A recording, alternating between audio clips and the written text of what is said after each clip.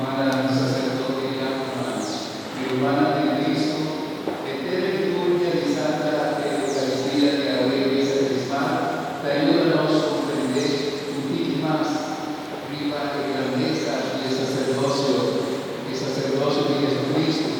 Y gracias nos ha recibido y participar de su sacerdocio, también en el bautismo como pueblo sacerdotal. Y nos lo recibiese también en el orden sacerdotal como su ministra, llamar y mandar a parte de gracia sacramental, la abundancia, generosidad y amor.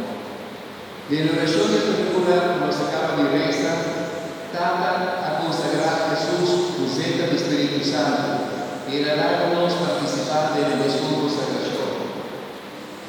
La misión consagración es sin duda para nosotros un testimonio de salvación, que la culpa. Es aquí que queda sempre el misterio del amor. Hoy día aquí nos va a celebrar de manera particular del grito pascual. En ese crisma, además del bendicionamiento y etcétera, tiene el momento bonito de renovación y promesa sacerdotal. Y después, el Santo Crisma tiene una oración especial, una oración de consagración, para sobre que queda usar para consagrar hermana y el sacerdote en la obra de su ordenación sacerdotal.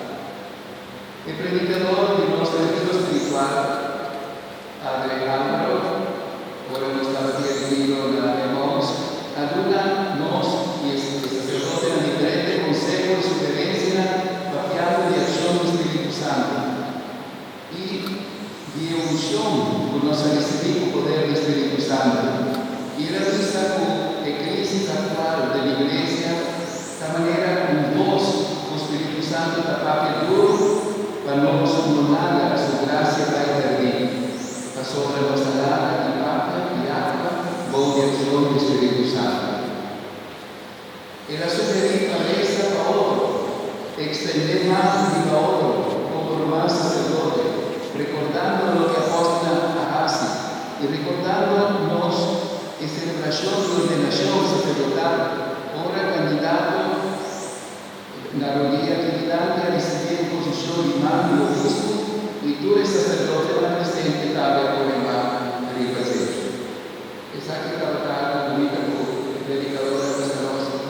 No tengan miedo de poner mano a otro compañero sacerdote, reza fe, y damos y queremos apreciar esto.